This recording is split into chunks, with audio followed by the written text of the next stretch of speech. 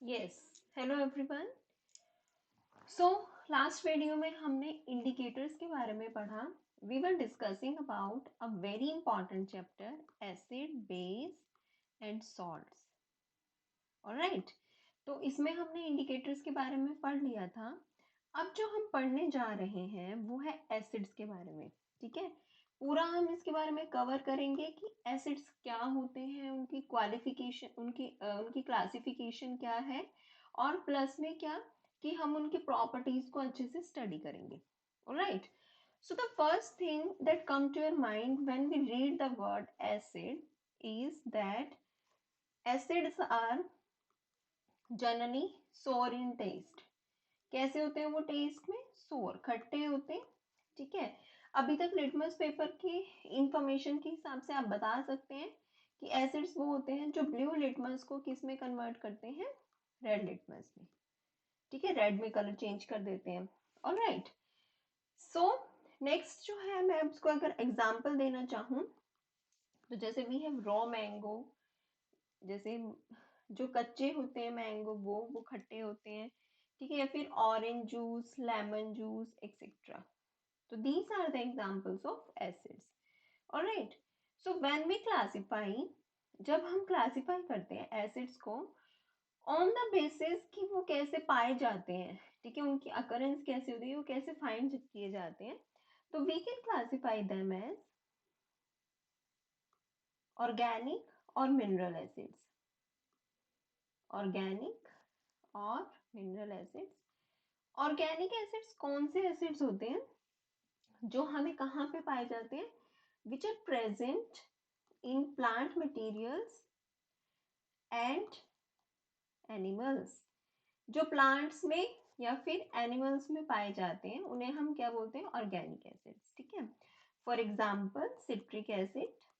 आपको पता है सिट्रिक एसिड कहाँ पाया जाता है? सिट्रस फ्रूट्स में। सिट्रिक एसिड कहाँ पाया जाता है? सिट्रस फ्रूट्स में, जैसे कि लेमन, ऑरेंज, मौसमी, ये सब क्या होते हैं? आपके सिट्रस फ्रूट्स होते हैं। लैक्टिक एसिड कहाँ पाया जाता है? कर्ड में। ऑलराइट, एसिटिक एसिड आपका विनेगर में पाया जाता है। और विनेगर कहाँ यूज होता है? विनेगर हम पिकल्स में यूज करते हैं ताकि हम उनकी लाइफ को बढ़ा सके। Vinegar is used as a preservative. Alright, ठीक है। जनरली ऑर्गेनिक एसिड्स जो होते हैं वो आपके वीक एसिड्स होते हैं। कैसे होते हैं? वीक एसिड्स होते हैं। बट दिस इज केमिस्ट्री, यहाँ एक्सेप्शन तो होने चाहिए। एक्सेप्ट क्या है आपका? Carbonic acid. Except carbonic acid. Carbonic acid के अलावा जो भी लगभग सारे ऑर्गेनिक एसिड्स होते हैं वो वीक एसिड्स होते हैं। ठीक है, ये था, this was about your organic acid. If you talk about mineral acids, तो ऐसे acids which are prepare acids which are prepared from minerals of earth, जो हमारे अर्थ में पाए जाते हैं। ठीक है, ये है कि उनकी अकरेंस कहाँ होती है, वो कहाँ पाए जाते हैं? From minerals of earth. These are man made, ये मैन मेड होते हैं। ठीक है, एग्जाम्पल क्या आपके पास? HCl, hydrochloric acid, nitric acid. ठीक है, और ये कैसे होते हैं? These are dangerous. हमें जब भी इन्हें इनके साथ डील करना होता है तो we need to be more careful. Alright, because organic acids are generally weak acids where and mineral acids are strong acids. ठीक है, जैसे कि आपका hydrochloric acid, this is HCl, hydrochloric acid, H2SO4, sulphuric acid, HNO3, nitric acid. ठीक है जी, और भी हम अगर और क्लासिफाई करना चाहें तो देखिए, अभी देखिए जो हमने अभी तक पढ़ा है हम उसी पॉइंट से उठा के वो एक पॉइंट तो हम ऐड करेंगे ही करेंगे। जैसे एसिड्स क्या होते हैं? स्ट्रॉन्ग एसिड भी होते हैं और वीक एसिड्स भी होते हैं। ठीक है जी, स्ट्रॉन्ग भी होते हैं और वीक भी होते हैं।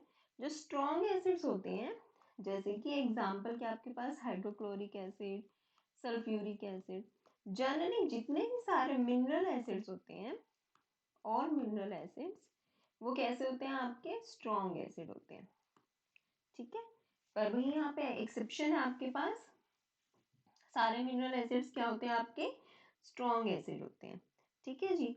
नेक्स्ट है आपके पास नेक्स्ट है आपके पास स्ट्रॉन्ग एसिड्स होते हैं, बट जो एक हमने अभी पढ़ा, देखिए ऊपर हमने ऊपर क्या पढ़ा कि जो हमारे पास ऑर्गेनिक एसिड्स होते हैं वो कैसे होते हैं, वीक होते हैं एक्सेप्ट फॉर कार्बोनिक एसिड। तो कार्बोनिक एसिड वो स्ट्रॉन्ग, तो वो इसमें ही आएगा कि कार्बोनिक एसिड भी ये एक ऑर्गेनिक एसिड होने के साथ साथ एक बहुत स्ट्रॉन्ग एसिड है। ठीक है जी। कार्बोनिक एसिड कहाँ यूज होता है, जैसे कि आप कोल्ड ड्रिंक्स लेते हैं, उनके अंदर जो फिजीनेस होती है, ठीक है, वो किसकी वजह से होती है, कार्बोनिक एसिड की वजह से। ठीक है। वीक एसिड में अगर हम बात करें तो जैसे कि एसिटिक एसिड जो विनेगर में यूज होता है, ठीक है जी, विनेगर, फॉर्मिक एसिड जो आंट स्टिंग में यूज होता है, जैसे हमें कई बार आंट बाइट कर जाती है तो हमें थोड़ा सा रिएक्शन होता है पर इतना ज्यादा तो नहीं होता ना। ठीक है। और जितने भी सारे ऑर्गेनिक एसिड्स हैं एक्सेप्ट फॉर कार्बोनिक एसिड्स वो इसी कैटेगरी में आएंगे, these all are weak acid. ठीक है बेटा जी। चलिए, आई होप आपको समझ आ रहा होगा। नेक्स्ट है आपके पास कंसर्न, कुछ एक टर्म्स है जिनके साथ मैं आपको फैमिलियर कर रही हूँ, concentrated acid and dilute acid. अब यहाँ पे मैं आपको एक बहुत इंपॉर्टेंट पॉइंट बताऊंगी। कंसंट्रेटेड एसिड वो एसिड्स होते हैं which contains the minimum amount of water, जिसमें सबसे मिनिमम अमाउंट ऑफ वाटर होती है, that is your concentrated acid, minimum amount of water. Alright. ठीक है। डाइल्यूट एसिड्स क्या होते हैं, which is much more of water, जिनके पास बहुत ज्यादा अमाउंट में पानी होता है, वो आपके क्या होते हैं, dilute acid, much more of water. ठीक है। नाउ द क्वेश्चन अराइजेस कि how should we dilute an acid, कि how should we dilute an acid. तो आप एक बात का ध्यान रखेंगे कि जब कभी भी आप एसिड्स को डाइल्यूट करते हैं तो it is suggested to you, आपको सजेस्ट किया जाता है that you should add acid to water, not water to acid. ऐसा क्यों, मैं अभी समझाती हूँ आपको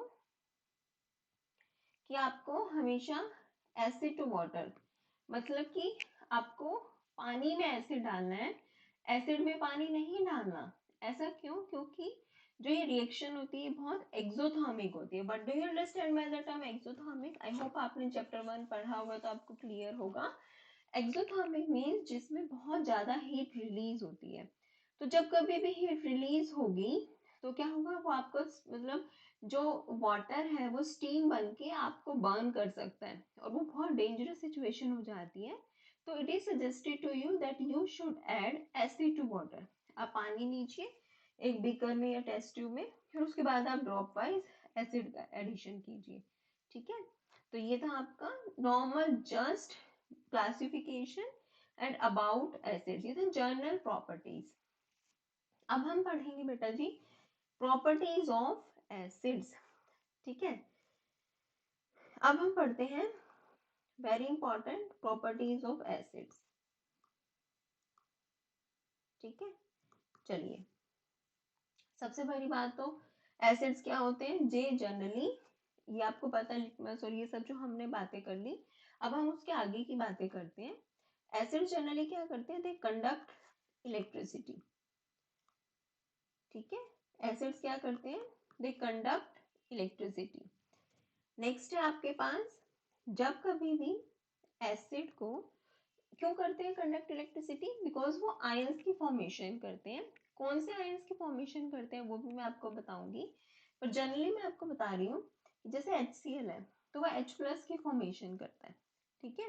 तो ये आयंस की इस तरह से फॉर्मेशन करते हैं। अब जो नेक्स्ट प्रॉपर्टी है आपके पास वो है कि एसिड्स मेटल के साथ रिएक्ट करते हैं to form salt plus hydrogen gas. आपने ये सुना होगा कि जो कर्ड वगैरह होती है, कर्ड एक्सेट्रा या पिकल्स होते हैं, उन्हें हम मेटल के कंटेनर में नहीं रखना चाहिए, जैसे कॉपर में या ब्रास में, इनमें नहीं रखना चाहिए। क्यों ऐसा, क्योंकि एसिड जैसे for example sulphuric acid react with metal, जैसे कि आपका जिंक मेटल है, उसका रिएक्ट करके क्या बना रहता है सॉल्ट, जिंक सल्फेट प्लस में हाइड्रोजन गैस। हाइड्रोजन गैस क्या होती है एस्केप होती है, क्योंकि जो मेटल्स होते हैं वो एसिड के साथ रिएक्ट करके सॉल्ट की फॉर्मेशन करते हैं और हाइड्रोजन गैस की फॉर्मेशन करते हैं, इसलिए हमें कभी भी एसिड्स को मेटल कंटेनर्स में स्टोर नहीं करना चाहिए। अब जो ये हाइड्रोजन गैस निकली है मैं इसकी कंफर्मेशन कैसे कर सकती हूँ। जनरली हम ज़्यादातर दो ही गैसेस से डील करेंगे, तो आप इनके बारे में यही सीख लीजिए। जो हाइड्रोजन गैस होती है, जब कभी भी आप बर्निंग मैच स्टिक या बर्निंग कैंडल लेके जाएंगे उसके पास, तो उसमें क्या होगी पॉप साउंड होगी। पॉप साउंड मतलब एक जैसे क्रैकर की साउंड होती है, उस तरह से पॉप साउंड क्रिएट होती है। ठीक है, अब जैसे एग्जांपल, जैसे हमारे पास हमने ये टेस्ट ट्यूब लिया, यहाँ पे हमने मेटल ले लिया, उसके अंदर हम ड्रॉप वाइज एडिशन कर रहे हैं आपके एसिड का, हाइड्रोजन गैस निकलेगी, आप उसे इस तरह से इकट्ठा करके वाटर के कंटेनर में लेंगे। यहाँ पे आप क्या करेंगे बर्निंग कैंडल लेके आएंगे, मैच स्टिक लेके आएंगे, तो आप देखेंगे कि जैसे हाइड्रोजन गैस यहाँ से निकलेगी तो एक पॉप साउंड क्रिएट होगी। पॉप साउंड जो होती है वो कंफर्म करती है, pop sound confirms that hydrogen gas has been formed। ठीक है, नेक्स्ट है आपके पास मेटल कार्बोनेट्स। देखिए ये रिएक्शंस आपको याद रखनी है, आप इस तरह से याद रखेंगे कि एप्लीकेशन पॉइंट ऑफ व्यू से कि हमें कर्ड वगैरह को मेटल कंटेनर में नहीं स्टोर करना चाहिए, तो वो आपके लिए बहुत इजी हो जाता है, क्योंकि this is all about our daily observations. Metal carbonates react with acid to form salt plus carbon dioxide plus water. ठीक है जी, या फिर मेटल हाइड्रोजन कार्बोनेट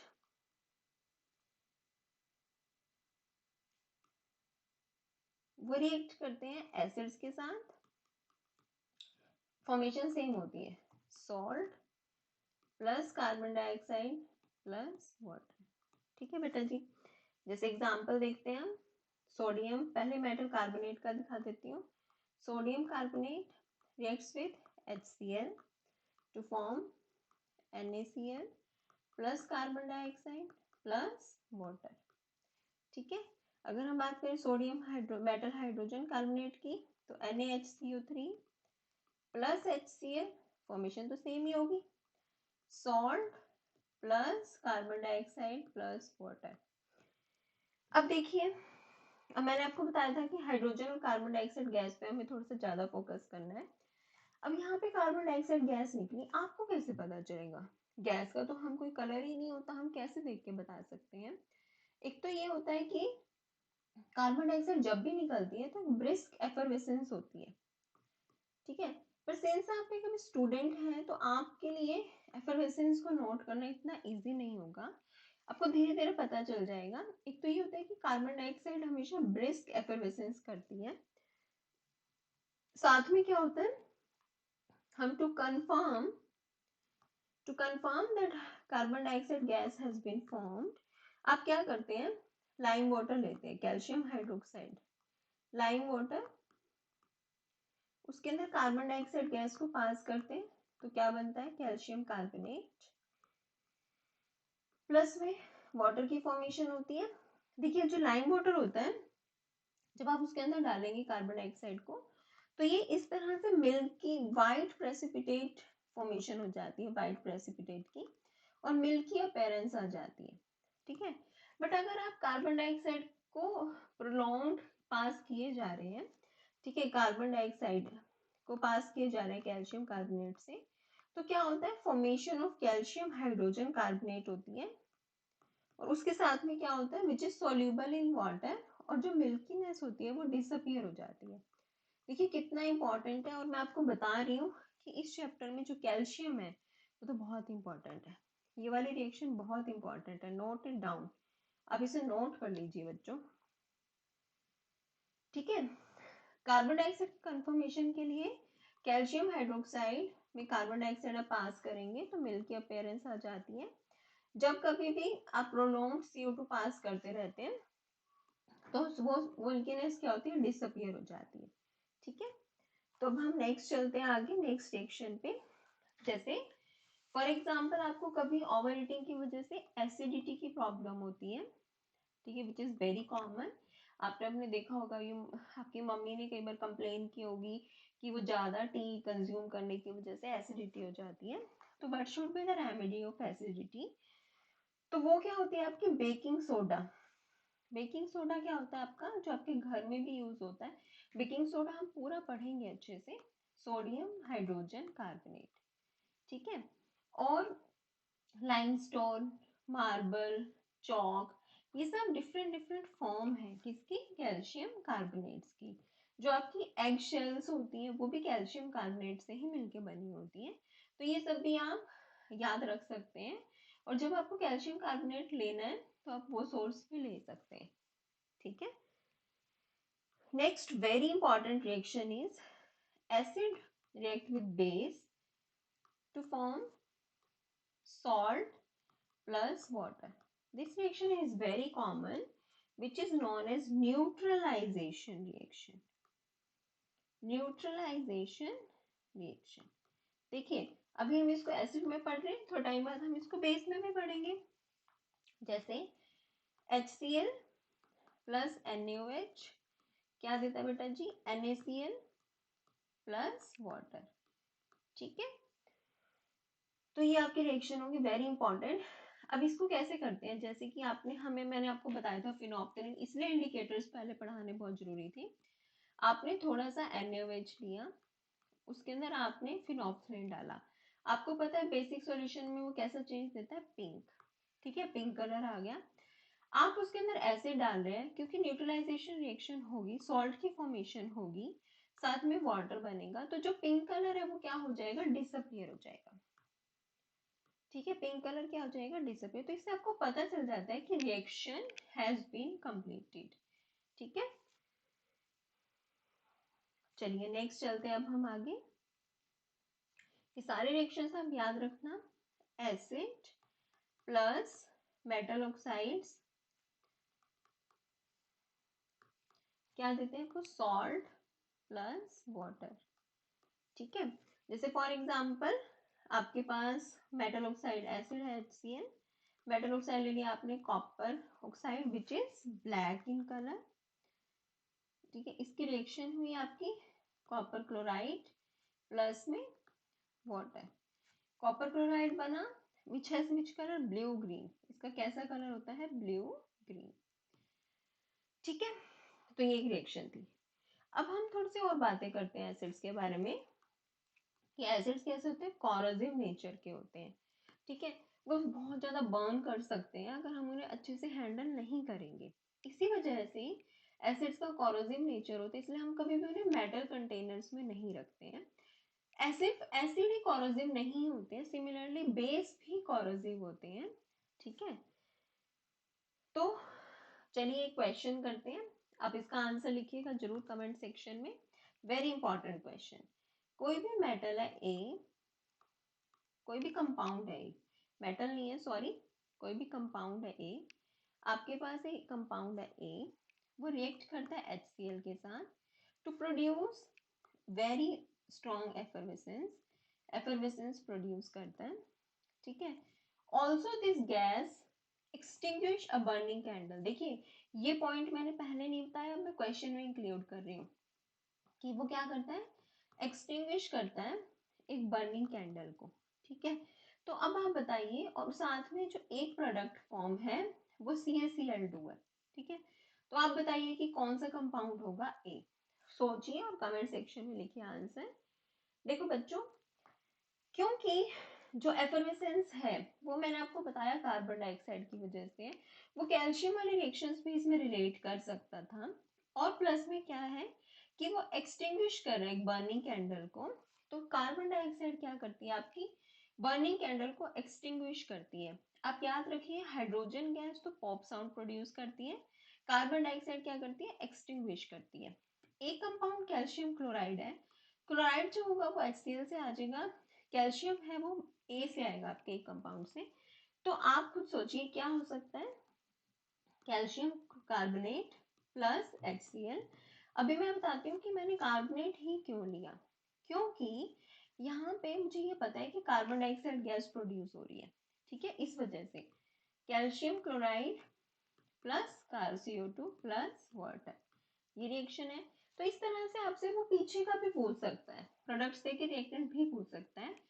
आप अगर इस पॉइंट को जानते हैं तो ही आप निकाल पाएंगे, ठीक है, तो ये आपके लिए बहुत इंपॉर्टेंट है। चलो लास्ट क्वेश्चन करते हैं। कोई भी एक सॉल्यूशन है वो रिएक्ट करता है एग शेल्स के साथ, ठीक है, और उससे क्या हो जाता है, लाइम वाटर मिल्की हो जाता है, ठीक है, लाइम वाटर मिल्की हो जाता है।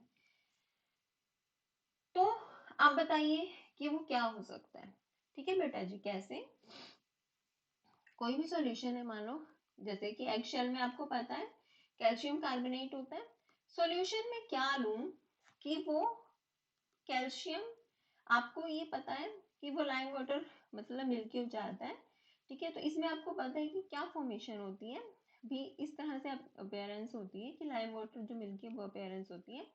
तो आपको पता है ये सिमिलरली ऊपर वाली ही रिएक्शन होगी, जो एगशेल है वो किसके साथ रिएक्ट करता है, HCl के साथ, ठीक है, HCl के साथ रिएक्ट करता है। और जो आपकी फॉर्मेशन है वो इस तरह, देखिए हम ऊपर वाली रिएक्शन को देखते हैं बेटा जी।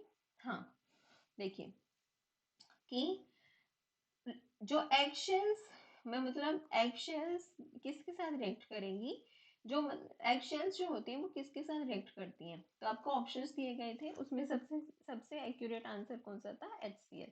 क्योंकि आपको पता है कि जो मेटल कार्बोनेट्स होते हैं, देखिए मैंने अभी आपको पढ़ाया था इसके ऊपर, हाँ जी, ये देखो मेटल कार्बोनेट्स हैं वो किसके साथ रिएक्ट करते हैं, HCl के साथ, ठीक है, वो मतलब एक एसिड के साथ रिएक्ट करते हैं, ऑलराइट, बिकॉज तभी उनके जो जो मेटल कार्बोनेट्स होते हैं, जब हम नेक्स्ट चैप्टर में पढ़ेंगे वो कैसे होते हैं, बेसिक नेचर के होते हैं, ठीक है। तो इस वीडियो में इतना ही, हमने एसिड्स को कंप्लीट कर लिया है, अब नेक्स्ट वीडियो में पढ़ेंगे हम इससे आगे। Thank you so much.